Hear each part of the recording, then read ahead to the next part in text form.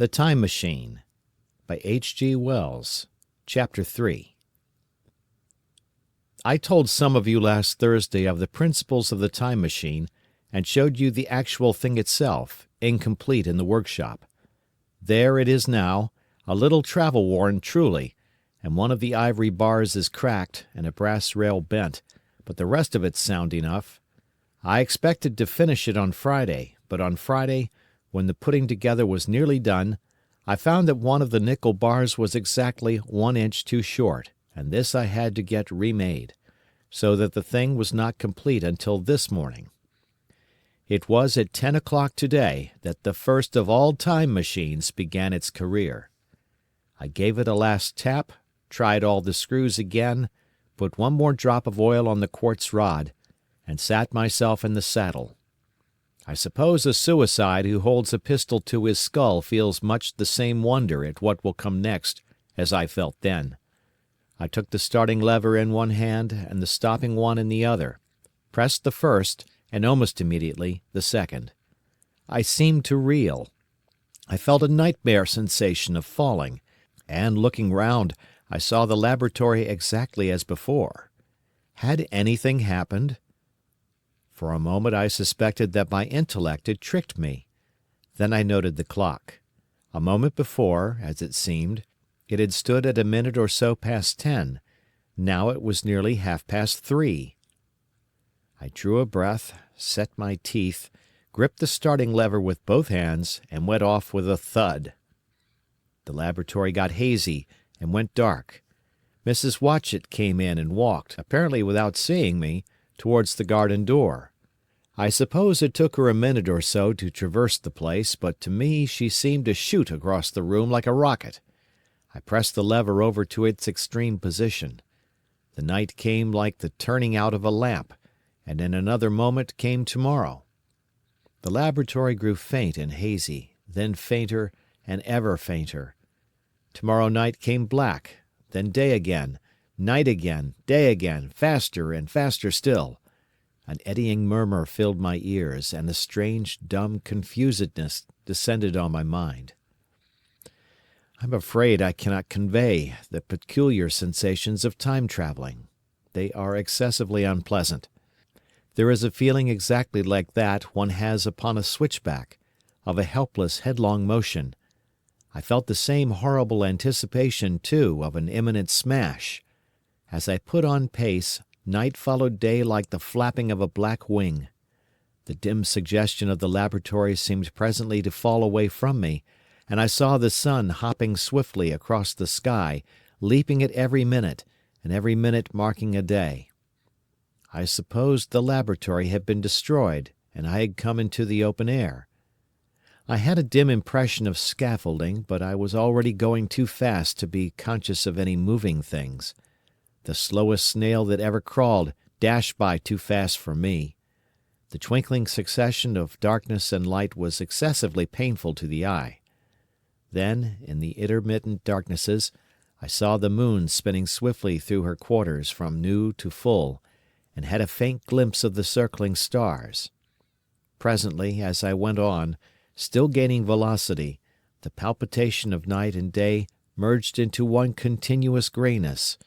The sky took on a wonderful deepness of blue, a splendid luminous colour like that of early twilight. The jerking sun became a streak of fire, a brilliant arch in space.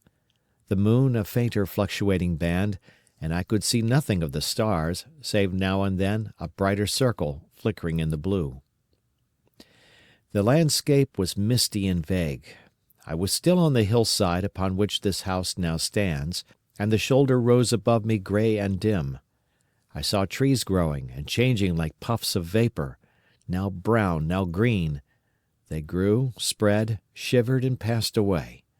I saw huge buildings rise up faint and fair, and pass like dreams. The whole surface of the earth seemed changed, melting and flowing under my eyes. The little hands upon the dials that registered my speed raced round faster and faster. Presently I noted that the sun belt swayed up and down, from solstice to solstice, in a minute or less, and that consequently my pace was over a year a minute, and minute by minute The white snow flashed across the world and vanished, and was followed by the bright, brief green of spring. The unpleasant sensations of the start were less poignant now. They merged at last into a kind of hysterical exhilaration. I remarked indeed a clumsy swaying of the machine, for which I was unable to account. But my mind was too confused to attend to it, so with a kind of madness growing upon me, I flung myself into futurity. At first I scarce thought of stopping, scarce thought of anything but these new sensations. But presently a fresh series of impressions grew up in my mind, a certain curiosity and therewith a certain dread, until at last they took complete possession of me. What strange developments of humanity, what wonderful advances upon our rudimentary civilization, I thought, might not appear when I came to look nearly into the dim elusive world that raced and fluctuated before my eyes. I saw great and splendid architecture rising about me, more massive than any buildings of our own time, and yet, as it seemed, built of glimmer and mist. I saw a richer green flow up the hillside and remain there, without any wintry intermission. Even through the veil of my confusion the earth seemed very fair, and so my mind came round to the business of stopping.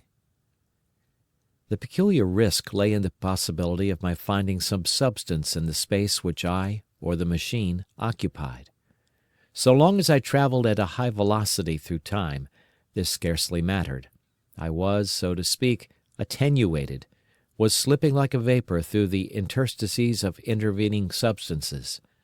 But to come to a stop involved the jamming of myself, molecule by molecule, into whatever lay in my way, meant bringing my atoms into such intimate contact with those of the obstacle that a profound chemical reaction, possibly a far-reaching explosion, would result, and blow myself and my apparatus out of all possible dimensions, into the unknown. This possibility had occurred to me again and again while I was making the machine, but then I had cheerfully accepted it as an unavoidable risk, one of the risks a man has got to take. Now the risk was inevitable, I no longer saw it in the same cheerful light. The fact is that, insensibly, the absolute strangeness of everything, the sickly jarring and swaying of the machine, above all, the feeling of prolonged falling, had absolutely upset my nerve. I told myself that I could never stop, and with a gust of petulance I resolved to stop forthwith.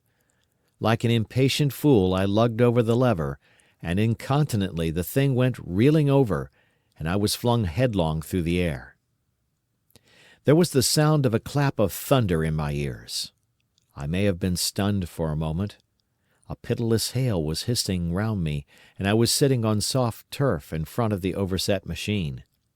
Everything still seemed grey, but presently I remarked that the confusion in my ears was gone. I looked round me.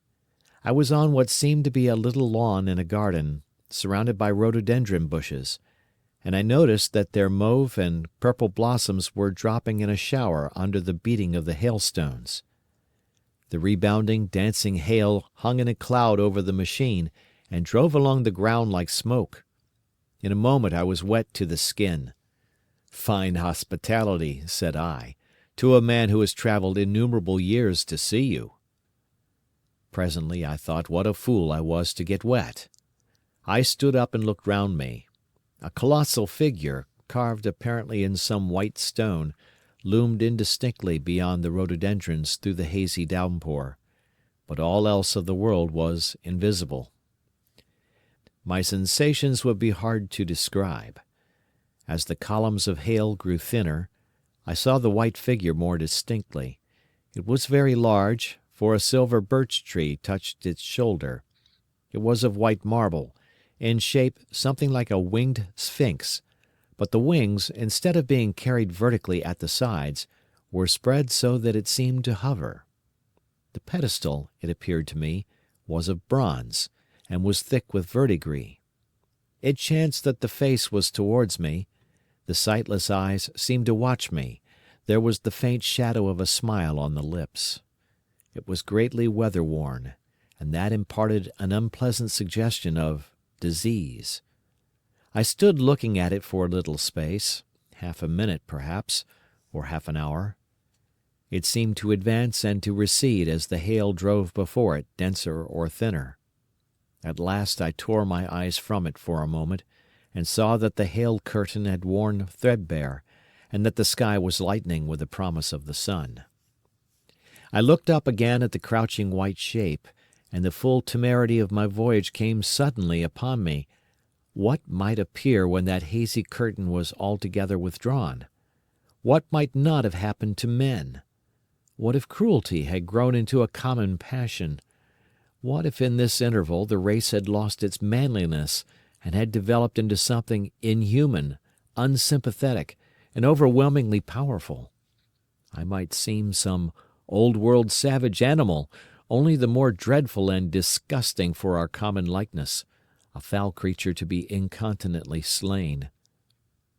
Already I saw other vast shapes, huge buildings with intricate parapets and tall columns, with a wooded hillside dimly creeping in upon me through the lessening storm. I was seized with a panic fear. I turned frantically to the Time Machine, and strove hard to readjust it. As I did so, the shafts of the sun smote through the thunderstorm. The grey downpour was swept aside and vanished like the trailing garments of a ghost. Above me, in the intense blue of the summer sky, some faint brown shreds of cloud whirled into nothingness. The great buildings about me stood out clear and distinct, shining with the wet of the thunderstorm, and picked out in white by the unmelted hailstones piled along their courses. I felt naked in a strange world. I felt as perhaps a bird may feel in the clear air, knowing the hawk wings above and will swoop. My fear grew to frenzy.